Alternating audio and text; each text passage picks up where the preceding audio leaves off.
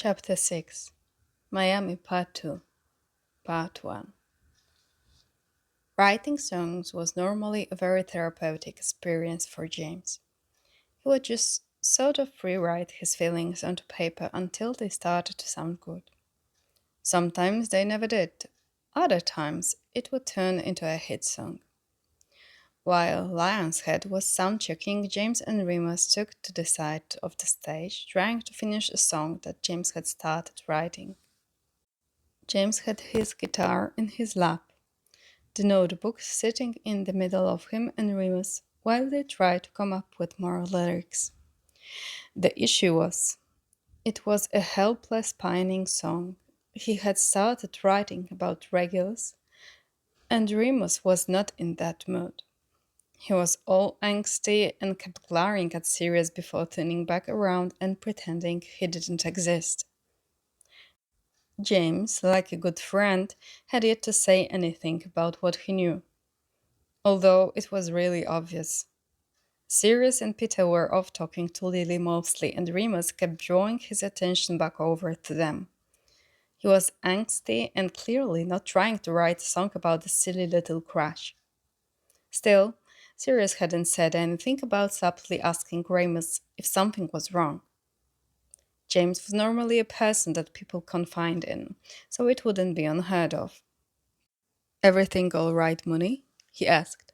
James was a horrible liar, but Remus was distracted enough not to even notice. He sighed. Yeah, everything's fine. James nodded in fake understanding. He felt slightly evil that he was playing with their emotions like this, luring them into a false sense of security to figure out exactly what was going on.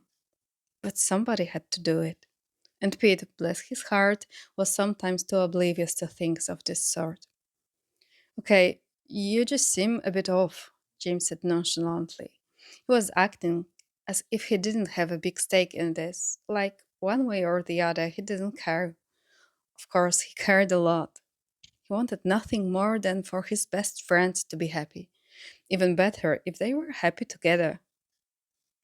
I know you mean well. I just don't really want to talk about it right now, Remus said.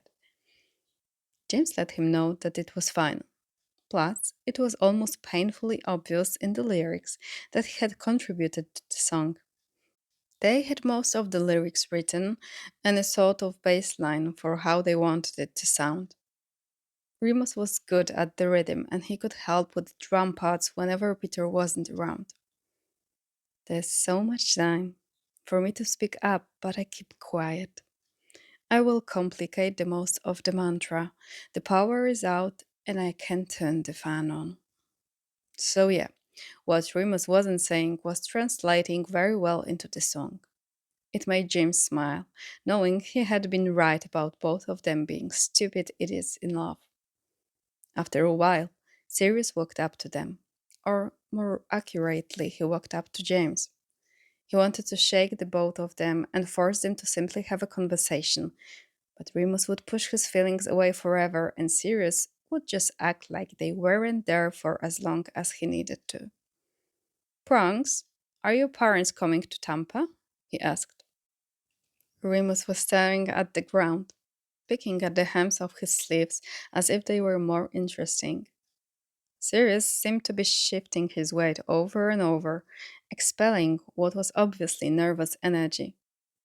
This had to be the closest they have been in a while, even if they weren't directly speaking to each other. James thought that they were both a disaster. My parents? No, I don't think so. His parents were coming out to see a show eventually. They had their hearts set on California, though, so it would be a couple more weeks before he saw them. Sirius frowned. Oh, Mary said you asked for 2 tickets. Oh, right. He had done that. Regulus had asked if it was possible, and he called Mary yesterday afternoon to make sure Regulus's friends would get the tickets. Apparently, nobody had told Sirius, which left James to do so. He wasn't sure if he would be mad per se, maybe a bit betrayed that his brother asked James over him, but it was just out of convenience. Those aren't for me, he said, looking around for Regulus. He had been off with Barty and Devon mostly, but he knew they were all still hanging around the music hall somewhere. You asked for them? He nodded. I did do that, yes. Who are they for then? Girlfriend you haven't told me about? Sirius asked, very obviously joking from the twinkle in his eyes. Yeah, both of them are coming, James said, joining in. Thought it was about time they met. Right, right. You definitely have the personality of a two-timer, Sirius said. Remus nodded and mumbled something under his breath. James couldn't quite make it out, but it sounded like something along the lines of, no, that's more up your alley. Great. This was just great. Sirius had obviously heard, but he ignored Remus even more, completely shifting his body so that his back was to him. Who are the tickets for? Regulus asked for someone, James said. My brother? Yeah, said he wanted to invite some friends or something. Who? I didn't ask. Sirius paused for a moment, his arms crossed as he glanced around the space, probably looking for Regulus. At least he wasn't angry. Not with James, anyway. Remus was still getting the cold shoulder, but he was giving just as good as he got. The show tonight would be a wreck if they were still like this. Part of being in a band is working together, playing in sync, and knowing each other's next movements without having to say a word. Honestly, Remus and Sirius were better at it than any other combination. They just seemed to understand exactly what the other was thinking and reacting in a split second. Once Sirius walked away, James and Remus were quiet. He hated all of the tension. It wasn't healthy, and it definitely wasn't helping their craft. They were making absolutely no progress, and Mary was cracking in on them, saying that their label was all but demanding they release a single while they were on tour. I'm going on a walk, Remus said as he got up. He wasn't asking, just letting James know out of courtesy. He had his phone out, trying to record the guitar parts. He didn't really know how to write music, he could only read it. Remus and Sirius both knew how, but they clearly weren't options. Peter could really only do the drum parts. Marles? He asked, lifting his head to look at her.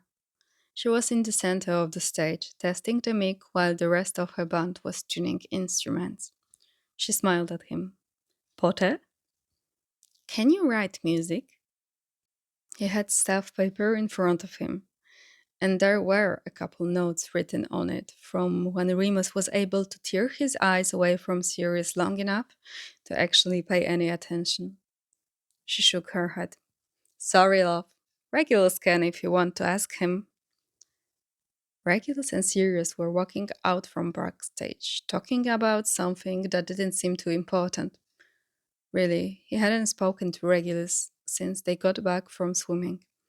He could tell there was some deeper issue. He never would have willingly spent time with James otherwise. He was just happy he could help, and he was pretty sure he did. When he first saw him in the hallway, Regulus had seemed stressed. Maybe worried was a better word. Either way, he was unsettled. The water had calmed him down, though, or at least that was how it seemed to James. But now it appeared Regulus was avoiding him, which was totally fine, except it actually wasn't because James had actually enjoyed his company a lot more than he had expected. Regulus was funny, and he seemed to be very sure when he wanted something, very set in his morals. James appreciated it. Somebody who knew what they wanted and didn't let anybody try to sway their opinion. Of course, it meant he was stubborn beyond belief, just like Sirius. But James was used to dealing with stubbornness.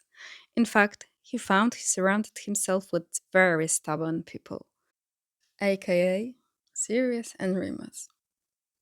Regulars can write music? James asked. Perhaps he had said it a bit too loudly because it got the attention of both brothers, and they were scared when they teamed up. They both narrowed their gazes, trying to figure out what James's intentions was. No, he can't, Regulus said immediately. Eyes slightly widened when he realized what conversation was happening, immediately playing defense. Yeah, you told me you could yesterday, Marlene said, no longer talking into the microphone. James put on the most charming smile he could master, which was really quite easy to do. Please, can you just write down what I play? He asked. No, please. Molly left me. Sirius raised an eyebrow, trying to appear nonchalant. Oh, where'd he go? On a walk, James said, giving him a knowing smile. Silently, he was pleading that Sirius would just go find him. Talk, make out, fight, it didn't matter, just as long as they could stand to be around each other. He was clearly looking around for him, and he had started to walk off the stage, ditching Regulus in favor of hopefully finding Remus. Yeah, Reggie, help wrong, Sirius said. Remus is busy. James turned his attention back to Regulus, feeling slightly victorious until he saw how defiant Regulus was playing on being. Obviously, Sirius wasn't able to just order Regulus around. They were both adults, and they were brothers. It didn't work like that.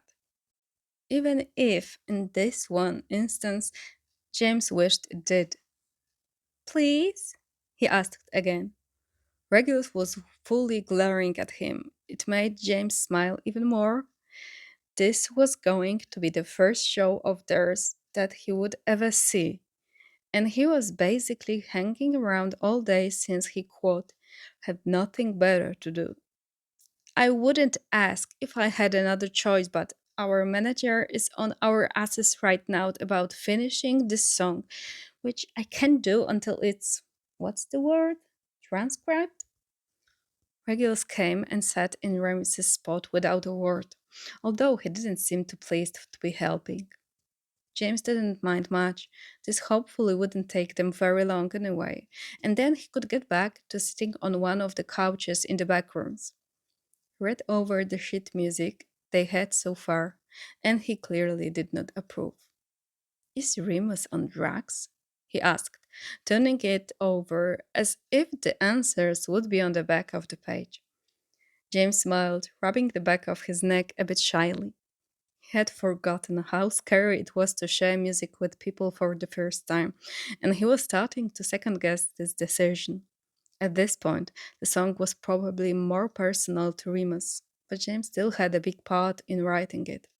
Regulus took the pencil and erased everything they already had. James didn't even have time to protest before the only thing left was a couple of stubborn pencil marks. He looked up at James expectantly, raising his eyebrow and gesturing towards the acoustic guitar in James's lap. Play. I will write. He frowned, not sure how this was going to work. What? Do you need me to say it in French? He asked sarcastically. Yes, actually, James said. He didn't even speak French. He was just a selfish man sometimes. Oui, j'écriais. James was very jealous of anybody who spoke French all of the sudden. To be able to understand what he was saying would have been a gift. Spanish? James said next, trying to see how long he could play this out for. Regulus sighed. Toca, io lo scrivere. Italian? Suona, io scrivero. How many languages does he speak? Latin? James, do you even speak any of these languages? Regulus asked, setting the paper down when he realized that James was being difficult on purpose. He shrugged. I speak Spanish. You are ridiculous. Just play the song, said, shaking his head a little. Apparently, it didn't matter how many languages he heard it in. James was not understanding how it was going to work. Usually, he would play a chord or sequence of chords and tell Remus what they were, and then he would write them down. He didn't just play from start to finish. What? Why are you staring like that? Regulus asked. James hadn't even realized he was staring. He was still slightly in awe over the ease in which he switched languages. He blinked a couple of times, recentering himself. I'm confused. The corners of Regulus's mouth turned up. Maybe that's because you had me tell you the exact same thing in tongues you don't even understand. Tongues? I will have you know, Regulus, that my tongue speaks many languages. Would you like to learn yourself? James would forever bask in the memory of Regulus's cheeks tinting the slightest pink. It just made him look so edible. He was brought back to that first morning on the bus, just a couple of days ago. Still wanted to bite, apparently. That urge didn't appear to be going anywhere anytime soon. Do you want help or not? Regulus asked, very obviously not meeting his eyes. Had James really made Regulus flustered? He hadn't realized a simple flirty comment would do all of that. And now he was not planning on stopping. How could he when it brought him so much joy? I'm sure you could help me with lots of things. Regulus glanced up through his eyelashes for the tiniest second before looking back down, his cheeks even redder now. Do people not flirt with him enough? James imagined Regulus had loads of people hitting on him. James had to be child's play. This song, Potter. I don't have all day. You do, actually. But yeah, okay, he said, settling the guitar more comfortably in his lap and picking up his pick. So, I'm just playing? Yes. But how do you? He trailed off, gesturing helplessly to the paper in front of Regulus. He raised an eyebrow. His cheeks were still red, but he seemed like he was ignoring it. I listen. And you just know what I'm playing? I have perfect pitch. James's eyes widened slightly. All he had really known about Regulus was that he danced ballet, although he was apparently talented in multiple areas. You have perfect pitch? Yes. So, can we get on with this? James strummed a C chord first, settling into the guitar with an ease that came naturally to him now, but had definitely taken a while to master. Regulus had never realized he had a fascination for hands. Really, it came far out of left field, so he couldn't be blamed for forgetting all about the task at hand. He was supposed to be transcribing music, but James had started humming, and Regulus was lost. He watched James move from chord to chord, not even having to look at the strings to know what he was doing. He was so casual about it, strumming lightly on the wooden acoustic so that they weren't being too loud for the opening act still doing sound check. And he was singing. It was barely there, and most of the words were slurred since he wasn't really putting his all into it. Regulus had never heard James sing. In fact, had completely forgotten that he was actually a musician, that this was his whole job, and he was actually good at it. James wasn't humble, not by any means, but he didn't brag about the right things. That much Regulus was sure of. Did you get it? James asked, leaning over to try and see what he had written down. There was absolutely nothing there, just the image of James's ring-clad hands in his mind.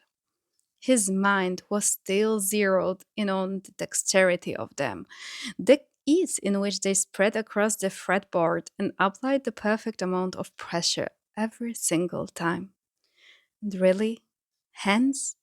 Regulus was a bit upset with himself for getting so off track just because of James's hands, particularly his fingers.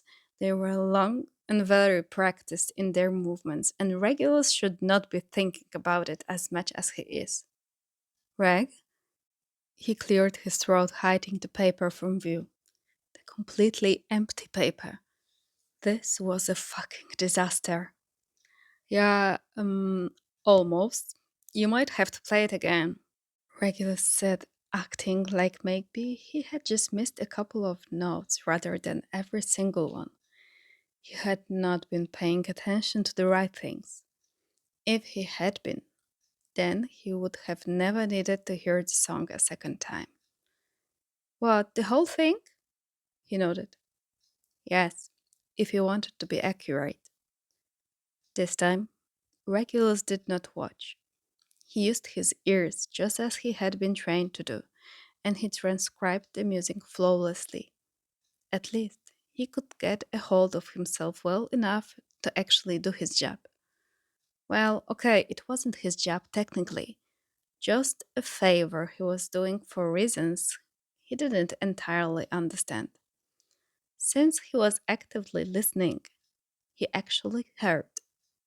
He listened to the lyrics and the guitar parts, and he was pleasantly surprised. He still had yet to hear a single one of their songs, at least any of their recent ones. He knew a couple of the really early ones, from when they were still playing in James's garage, and their only fans were their friends. If all of the songs were like this, he thought he might not hate the show. He was keeping good on his promise to Sirius, and he had gone with to the soundtrack since Barty and Evan were there. Of course, where Sirius dragged him out of the room to ask who exactly he had invited to their next show. That was cut short. Apparently, he had found out about the tickets he had asked for and needed to be very sure that Regulus hadn't invited their parents. As if he would ever even consider that. He was avoiding their calls ever since he was fired. He hadn't spoken to them formally in years, and he was pretty sure they weren't calling him up to tell Regulus how proud they were of him. Sirius knew who Dorca was, so he was actually excited about the guests he decided to bring. Pandora was coming too. She had basically threatened Regulus if he didn't fly her out there to at least see him. He hadn't been doing a great job of keeping in touch with them, but he had been sort of busy. Sort of. When James finished the song, it was obvious that he was waiting for Regulus to say something. Anything, really.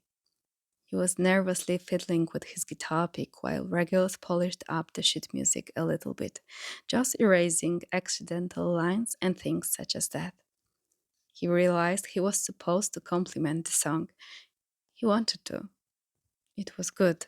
He liked it, but he didn't know how to give compliments. You wrote that?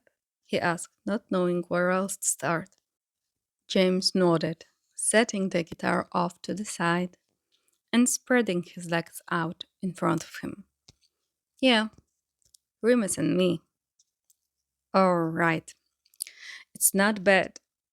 James smiled like he had just received the best news of his life, as if Regulus had sung his praises rather than giving him the bare minimum. You think? Regulus fought a smile, setting the paper back down in between them so that James could reach out and grab it if he wanted. Don't let it go to your head. Much too late. He stood up from the ground and left quickly, ready to go back to see what Barty and Evan were doing, which would hopefully be much easier for Regulus to handle than watching James Potter play the guitar. They were relaxing on a couch, just like they had been before, just waiting for when they had to try and maintain the crowd. Regulus was glad he would get to stay backstage for that part. He tended to hate very crowded spaces. He was already dreading the moment he had to get back on the bus, although he would be glad to not share a bed with Sirius anymore. When he had gotten back to the room last night, Sirius almost pushed him off the bed in his sleep, fighting to take literally all of the space. He ended up sleeping on the couch just so that he could actually try and get some rest without worrying about his brother kicking him at all hours of the night. Where the hell have you been? Evan asked when Regulus walked back in. He took a spot right in the middle of both of them, sighing dramatically. He was actually so glad they were here. Not that he would ever tell them. Not that he needed to either. They knew without him having to say it. They were some of the only people that Regulus could feel this comfortable being this close to. Did you have an allergic reaction? But he said, prodding at his face. He swatted his hands away. Not an allergic reaction. Evan smiled, like he knew. Regulus regretted walking back in here. So, James Potter? But he sat up straighter, instantly intrigued. Oh. He shook his head, deciding right then and there that he would rather die than gossip about James. He hated him. He was set on hating him. Although, after all of his complaining about him on their night out, Evan had simply decided that hate was love, driving Regulus crazy because there wasn't a world in which he could love the man who took his brother away from him. Earlier had been just, it was a mistake, an accident, a reaction that was bound to happen when you were spending so much time with someone. He just needed to take multiple steps back from James. He was here for serious, and that was it. Last night was too much. He could say that he hated James all he wanted. It didn't change the fact that he had saved him last night, whether he knew it or not. Regulus was not okay, and then he was just better. It was infuriating, and to make it worse, Regulus was learning things about him. He knew how he took his coffee. He knew that he played guitar. He knew that James spoke Spanish and could actually sing really well. He did not want to know any of these things, but he did, and his memory was too good to simply forget them. We're not talking about this. We most definitely are, Barty said. Tell me more, Rosier. He's blushing, Evan pointed out. Regulus took back every nice thing he had ever said about them. He didn't want them there. In fact, he was less miserable when he was alone and sulking. I haven't seen you blush since. Barty trailed off, pressing his lips together and trying to fight a smile. Since when? Evan asked. Not since our first kiss. You remember, don't you, Reggie? Barty asked, laughing as he told Evan. No, he lied. Of course he remembered it. But it had been his first everything, and Regulus was crushed with the fact he would one day have to tell his children that Bartholomew Kraft Jr. had been his first kiss. Let me refresh your memory, babe. Fifth year, the bathroom of our dorm. You ran out with a very, very strong blush on your pretty little cheeks. Literally, stop talking. He's blushing again, Evan said, feeling the need to point it out. Don't you guys have anything better to do? Regulus asked. They didn't. Not until they started letting people inside the venue. Over an hour ago, when he had gone outside for a cigarette, a habit he had picked back up again, there was already a huge crowd of people, and he was pretty sure it was just getting bigger. Some people had started screaming at him, thinking he was just serious with a haircut. Regulus had gone directly back inside, deciding that a smoke break could wait. James came walking down the hallway looking in every single room. He had almost walked right past three of them, but he seemed to let out a breath of relief. There you are, he said. Regulus realized he had been looking for him. Barty and Evan had already started cracking up. You were looking for me? James grinned. Course I was. You ran off before. You ran? Barty asked, whizzing and doubling over with laughter. Regulus nudged him with his good arm, hot in the gut. He let out a small sound of pain, but in the end the laughing didn't stop. I did not run. Is he all right? James asked, clearly amused. For now, Regulus said, getting up from the couch. He didn't need to deal with any more embarrassment. And he was positive that whatever James was going to say was going to be even worse. He could just tell by the look on his face. James followed him out, which Regulus knew he would, and he shut the door to the room Barty and Evan were in, not needing them to listen in. What? You left really quickly, James said. I did. I just wanted to say thank you, Regulus. Oh, right. Was he supposed to say you're welcome? He didn't really do anything. He hadn't even wanted to help technically. Is that all? James laughed lightly, his head a bit turned at the side. Yes, I suppose that's all. That could have been a text, Regulus said, a bit surprised that he had spent all that time just trying to find him and say literally 2 words. No, it couldn't have. Why not? I don't have your number. You don't?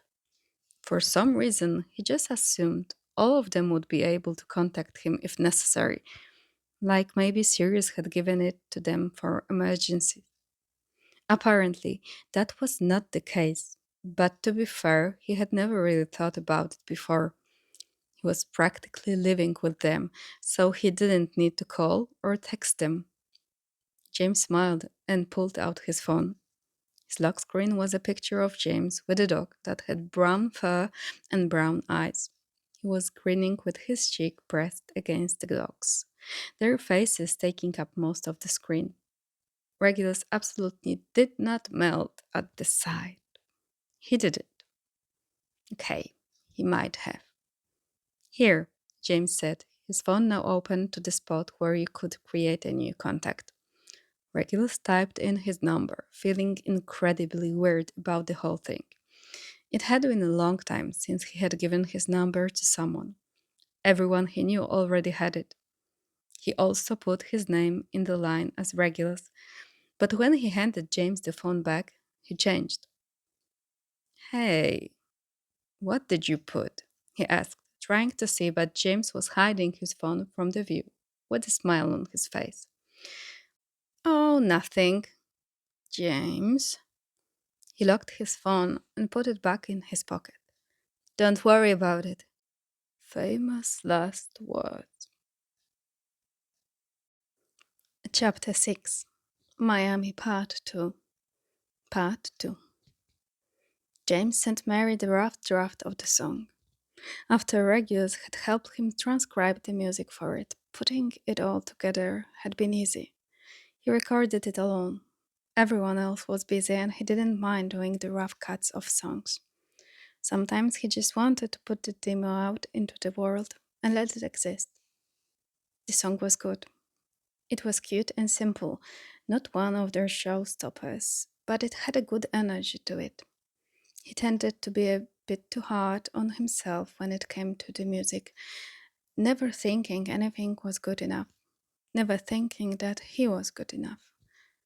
There were better songwriters, better singers, better guitar players. Compared to all of them, James felt inadequate. Very merry. It's really good, James. I'm sorry to ask this already, but when do you think you will have the next one? The next one? James didn't know how they were supposed to write a whole album while they were on tour. Where were they supposed to get any real inspiration from? The bus? He could write about how it was warm and crowded, but that didn't make for soul-catching music. James. Should be soon. Smile. What they really needed was another serious song. James knew he didn't write a lot, but every time he did, they had a hit song.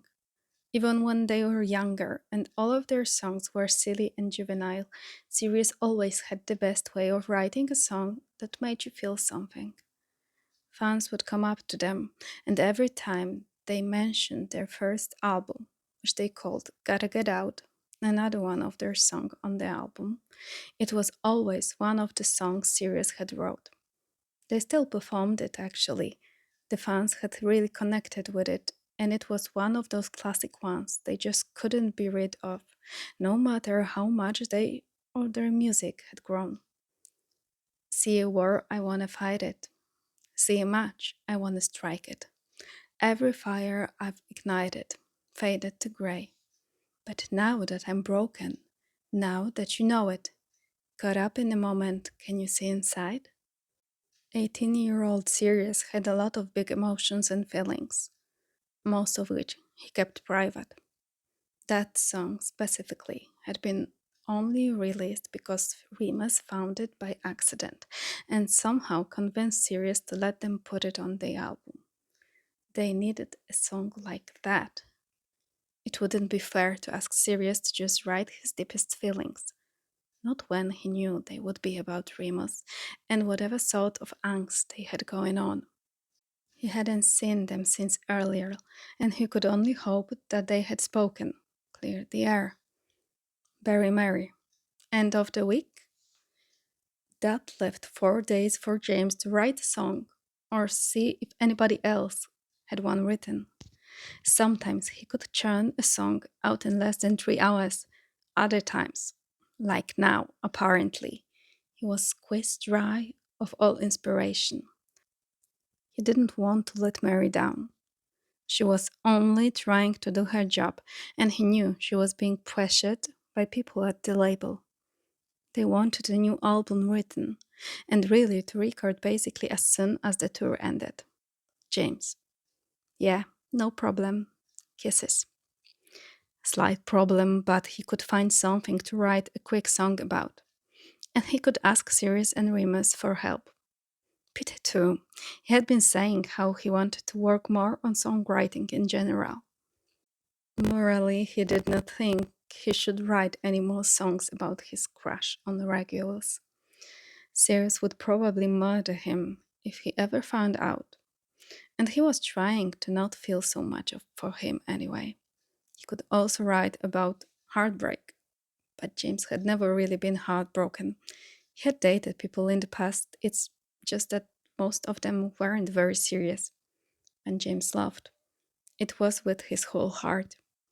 He had never loved any of the people he had dated. He loved in general sense. He loved Sirius and Peter, and Remus and his parents.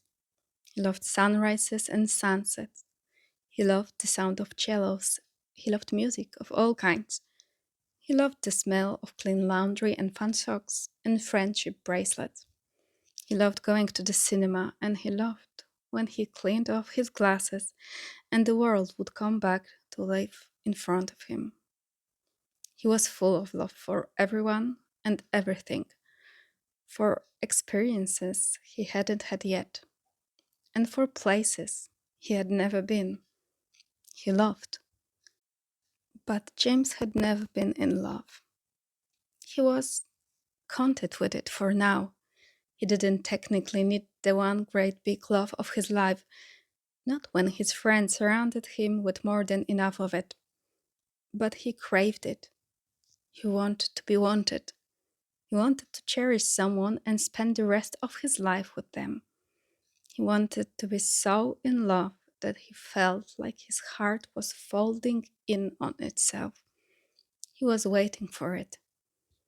James thought maybe he wasn't destined for that. After 23 years, one started to wonder if they would even feel love in that way. Maybe all he was destined for was platonic love. And maybe that could be okay. He adored his friends beyond all get out, and he would never trade them just to experience romantic love. He wanted both, but it was rare to always get what you wanted. Very merry. Thank you, James. You're a peach. He turned his phone off, picked up his acoustic, and strummed mindlessly, waiting for inspiration to strike. They were wrapping up soundcheck mostly, and they still had a couple of hours until the show. Idly, he could write a song in that short amount of time. He had placed himself in a secluded room on purpose, hoping for time and privacy to just think. What made a good song? Apparently, he was not as secluded as he thought he would be, because the door opened not even 10 minutes after he had started trying to write a song. He couldn't be mad though. Not when it was Lily Evans. Oh, sorry, I didn't think anyone was here, she said once she noticed James. He shook his head, welcoming the distraction. It's okay, you can stay if you want. She smiled. Yeah, I will, thanks. She sat next to him on the couch. What are you working on? Not a whole lot of anything, really. Are you trying to work on something? Told her the whole entire story of how he needed to write another song before the end of the week, and how he didn't really want to bother anybody else with it because they were all just so busy, and he could do it by himself. Lily listened, piping in with questions or giving advice. They had gotten a bit closer ever since the night they had all gone out. Can't you write about the wanting, though? She asked. Very briefly, James had mentioned how he didn't know how to write about being in love and the longing he had for it. Lily, now officially the smartest person that James had ever met, just swooped in with the solution. Oh my god, I could, he said, staring at his guitar like it was its fault he didn't think of it sooner. There were plenty of people out there that could relate to the song about wanting to be loved. He knew he wasn't alone, that feeling, as isolating as it could be. Lily, you're a genius. She smiled, slightly smug. I know. How's the sound? He asked. He had no idea what the specifics of her job really were, just that she was in charge of the sound in the venue and that she was good at it. Same as always, she said with a shrug. She leaned forward and grabbed the pack of Doritos that James had been eating. When he was stressed, he tended to forget to eat. But if the food was right in front of him, he would be reminded that he was actually hungry. It was a bit of a trick around it he had learned in secondary school, particularly during exam season. It started because Sirius had done it for him, bringing food up to their room from the kitchens and putting it directly in front of his face. Mindlessly, he would eat while he was working, and therefore remember to eat. Well, are you going to play me a song? She asked, getting more comfortable on the couch. James smiled. Any requests? One of yours? James decided to play a song that he hadn't even thought about in forever. It was another fan favorite. They just usually didn't play it on stage, and he had been pretty busy with new music, so he hadn't revisited their old thing as much. He started with the picking pattern, and Lily seemed to realize right away what song he had decided to sing for her. Play the scene over again, before the credits rolling in, inside my head. I don't recall a single word. You hit me faster than I heard, inside my head. Lily started singing the chorus with him, her voice soft. She hadn't had any voice training, but she could carry a tune pretty well, and it was less about the quality of the sound and more about the feeling and the enjoyment of the music itself. There was something about singing an old song that turned James's mood around, even if it wasn't technically a very happy song. It reminded him of a simpler times where music was just music and they were just kids. You're not half bad, Potter, Lily said after he had strummed the final chords. He smiled, resting his guitar against the couch and kicking his feet up onto the coffee table. She held the bag of chips out for him without a word, and he took a handful, not caring about the chip dust he was getting all over. All right yourself, Evans. I praise, she said, amusement dancing in her eyes. To pass time before the show, James turned on a movie. The room they were in had a TV, and he kept clicking through random channels until he found something they could both agree on watching. It ended up being 50 First Dates, the Adam Sandler movie with Drew Barrymore, since it was one of the only recognizable titles. It's ridiculous, Lily said. The movie had started around the middle, but it didn't matter since they had both already seen it before. It's love, James said, as if that explained everything. She doesn't know him though. Apparently, Lily was very passionate on this movie in particular, and James was wishing he had chosen something else. She gets to know him every day, but 24 hours is not enough time to fall in love. Yeah, but she's already met him before, James points out. She shook her head, her ponytail swinging back and forth while she readjusted her position on the couch. Yeah, but she doesn't remember it. She had no memory of him. He's a stranger every single day. It just seems fucked up, does it not? James nodded, although he had never thought about it that deeply. It seemed easier to just agree with Lily, and he had the feeling she was right anyway. The debate sparked again, once they got to the ending, where they are on a boat with a kid. James was starting to see how it was a bit problematic. Imagine waking up 9 months pregnant and not knowing how it got there, she said loudly. In the video, he could be a stranger who kidnapped her and is lying for all she knows. He laughed a little bit. If you hate the movie so much, why did you let me pick it? James asked once the credits rolled onto screen. She turned her head to look at him. I don't hate the movie. You don't? No. I love this movie. But just, I. What? You can like something and still recognize it's flawed. His phone beeped before he could respond. Not that he would have even known what to say to that. Pats. Prongs? Where are you? Also, do you know where Lily is? Lion's Head is going on in like 10 minutes. Hello?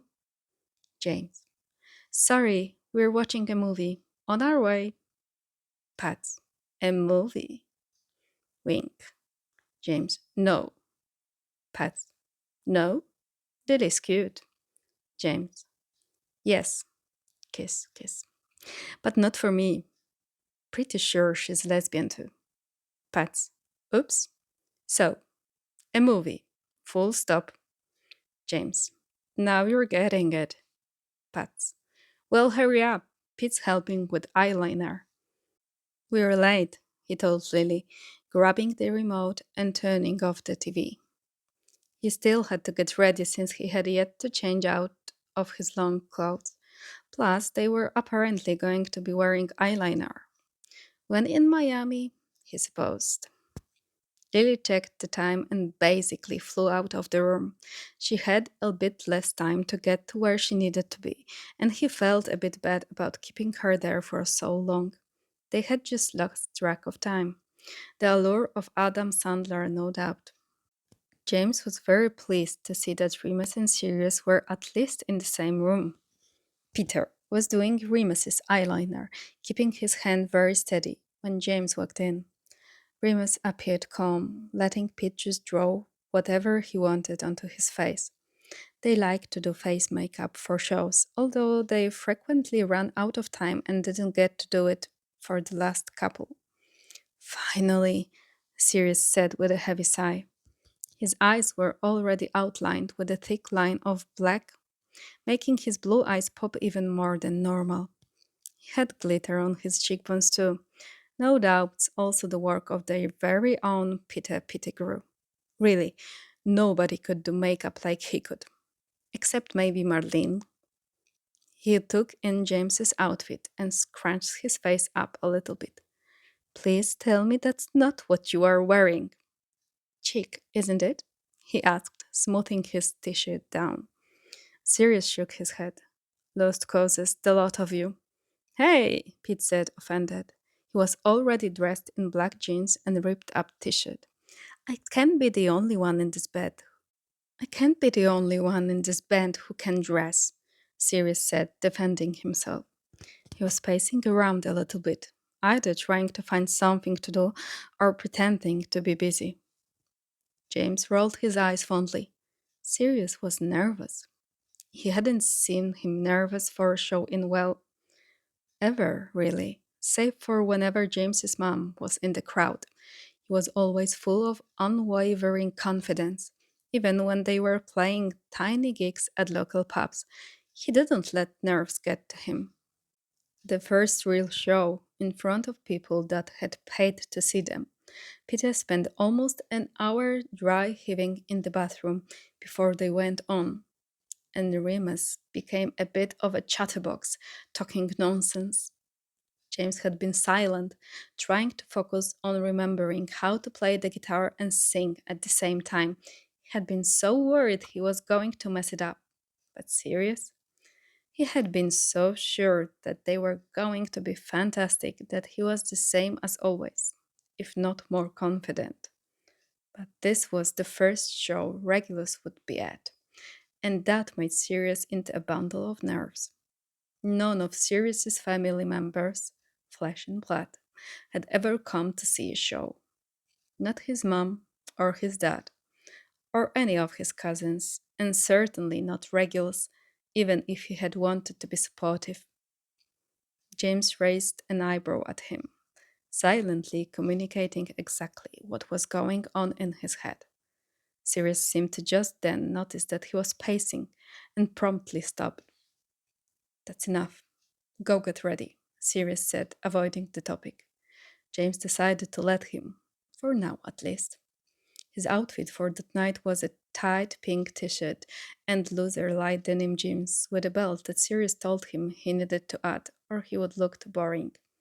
You're hot, Bronx, but that doesn't mean you get away with not accessorizing, Sirius said, digging through the bag he had brought and pulling out a black belt that had shiny jewels on and around the buckle. Peter put eyeliner on him too, yelling at James to sit still when he kept squirming. He couldn't help it. It tickled. And just like that, they were ready. Barty and Evan had to go to their jobs. Sirius was off, probably making out with Remus. He had no idea where Peter was, and James was with Lily. He was his last resort, and that idea left his head just as quickly as it had come. When he stopped just outside the room, he heard them serenading each other. He was pretty sure, and he did not want to walk in on that. He had lingered just for a moment, listening again to the sound of James playing and singing, and then Lily had joined in, and he realized James was not alone in the room. Really, he thought they were an unlikely pairing, but it wasn't like Regulus cared. He did not care. He was bored though, and there wasn't a lot going on. The sound check was over, so it wasn't like he could just go out there and watch anymore. His friends were busy, Doka was working, and Pandora was honestly probably napping. Eventually, he wandered into a room where the other band was getting ready. Lion's Head. He was pretty sure it was called. He wanted to turn right back around though, locking eyes with Marlene. He didn't feel bad about saying no, not really. He just hated awkward situations. And it was awkward, considering the fact that he didn't know the names of the other three people in the room. Regulus! Hi! Marlene said when she saw him in the doorway. She was wearing a sparkly top and tie black shorts, and before she had been leaning over a sink to look in the mirror and do her makeup. It must be getting close to showtime. There was a guy in a corner tuning a guitar, and he looked up briefly to see who had walked in the room. Regulus felt his eyes run over him, and then he raised his hand in a sort of half wave before going back to tuning the guitar. He had dark tan skin and curly hair that fell in front of his eyes each time he tried to push it back. Oh, Sirius's brother, right? That voice came from a blonde, and she had been shuffling and reshuffling a deck of cards since Regulus had first walked in. She didn't appear to be actually playing with them, though, just messing around with them. Her hair looked more natural than Marlene's, and her skin was paler. He was used to that question, but it didn't mean he liked it. He had made a name for himself outside of his brother, but of course, everyone here would only know him as one thing, and that was a relative of Sirius. Yeah, sure, he said, still ready to turn on his heel at any moment. The other person in the room was a girl with long dark hair, and she was struggling to zip up her boots that went all the way to her knees. As soon as she had gotten the zipper unstuck, she straightened up and smiled at Regulus. Hi, I'm Emmeline, she said, holding her hand out for Regulus to shake. Regulus. That's Alice and Benji, she said, pointing at both of them respectively. You're staying for the show, aren't you? Marlene asked. At least she didn't seem to harbor any resentment over the fact that Regulus said no, and he kind of appreciated. Plus, he was on the track of changing his mind anyway. Yeah, I am, Marlene nodded. Good. He felt a bit like he was just intruding on more space that wasn't his, but nobody seemed to mind. Everyone kept doing their own thing as if he wasn't basically a stranger to them. They were less chaotic than Sirius's band, at least so far. There was low music in the background, nothing overly hype or loud. And there was the strumming of Benji's guitar every couple of minutes. It was different from how James played. He didn't know how he knew that. He could just feel it. The weight of the strums, the pressure on the frets. It was different. It took him a while of just hovering awkwardly for him to work himself up to it, but he did get there in the end. I'll do it, he said to Marlene, but it got the attention of everyone, and Benji stopped playing the guitar. Her eyes widened, and she knew what he was talking about right away, her energy and excitement growing at the same time. Really? He nodded. It was just one song, anyway.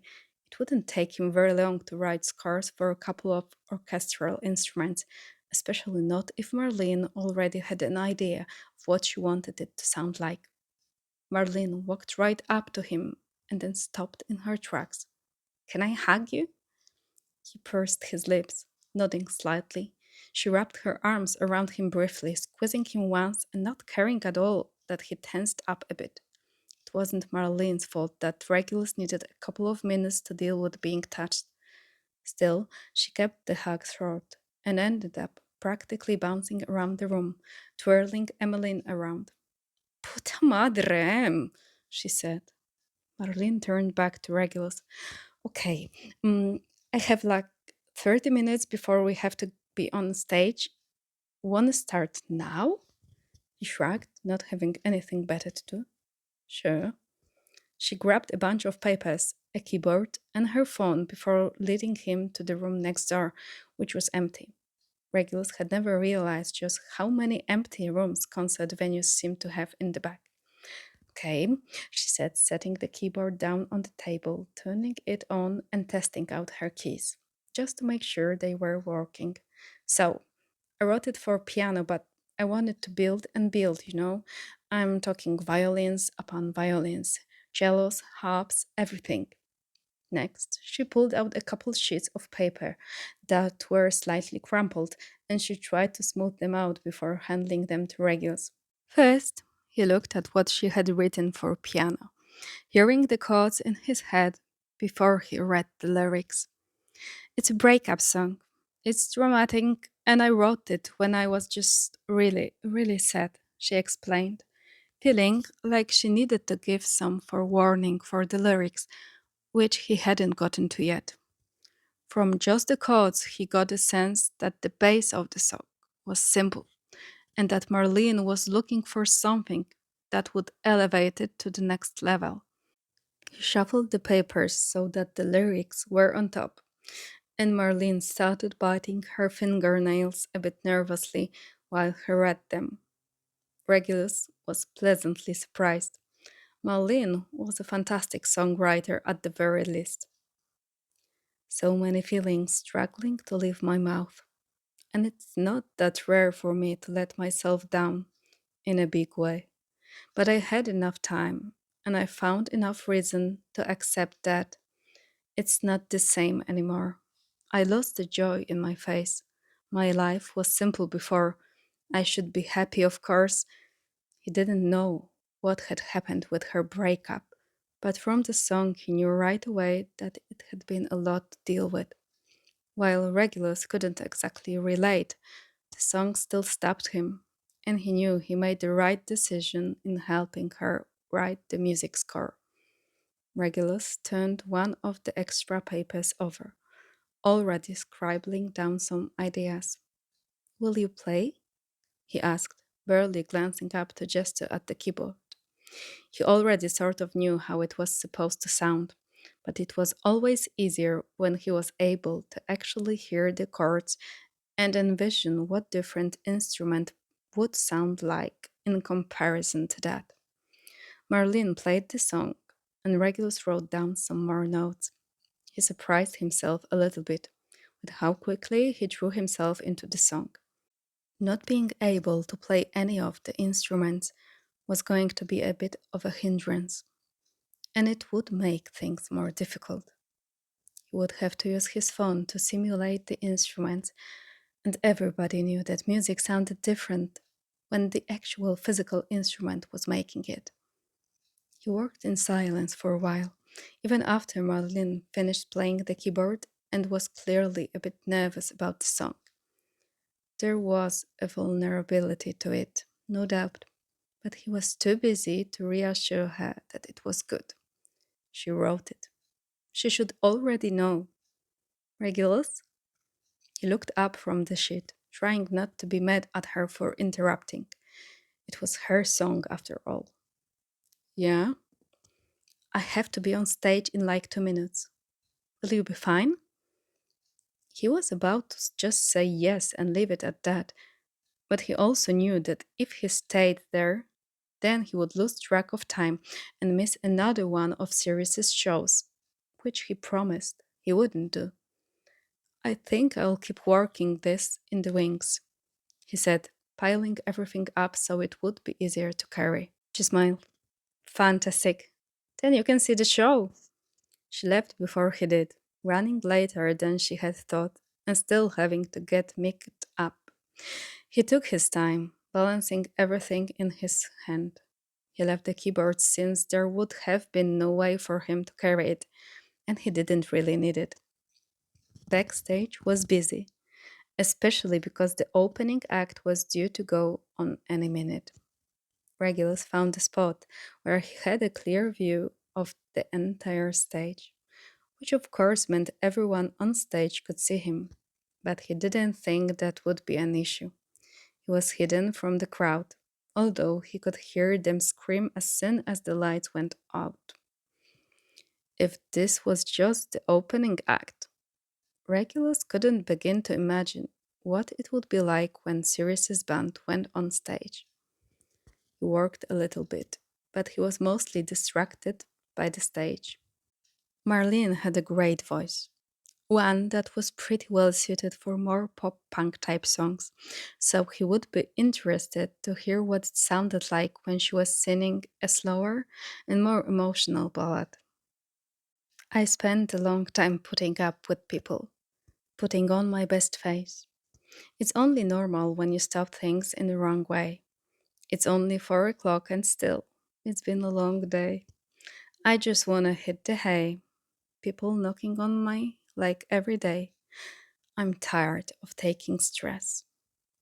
If only there could be another way. I'm tired of feeling suppressed.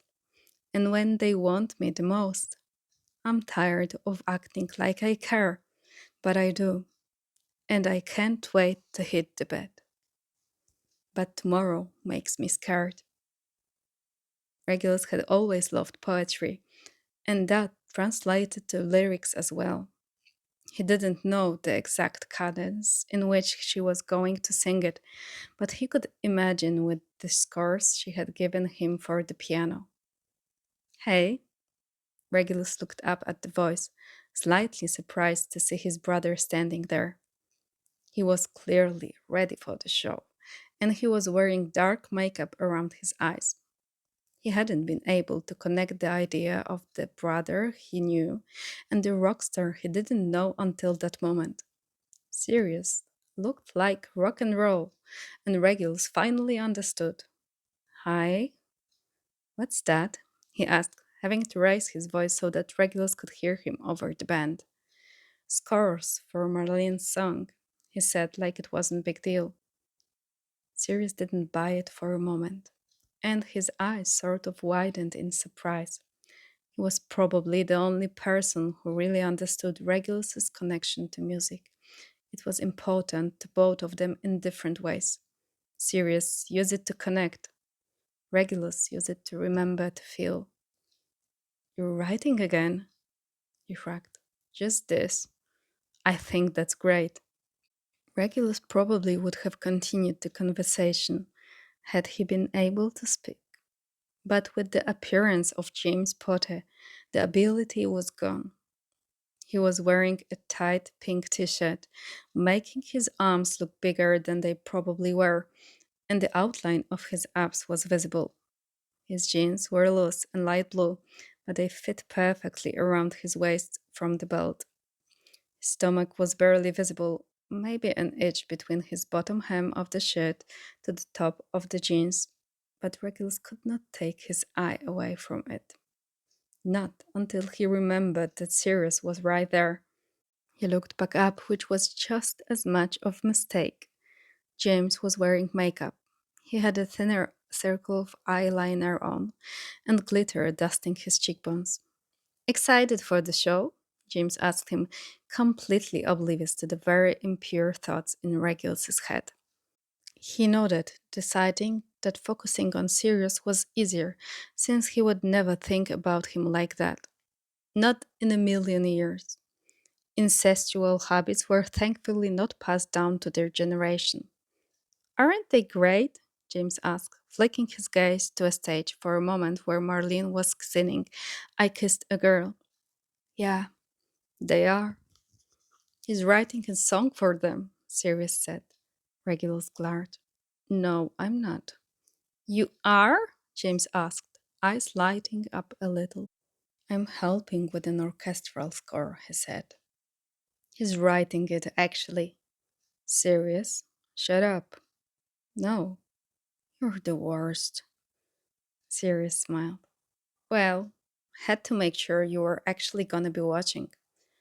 I'll be here. He nodded. We have to go get micked. Have fun, he said, sitting back down when they walked away. James waved obnoxiously, walking backwards for a couple of seconds before almost tripping and turning back around. He kept working until the show officially started, and he wasn't able to pay attention to the music staffs in front of him.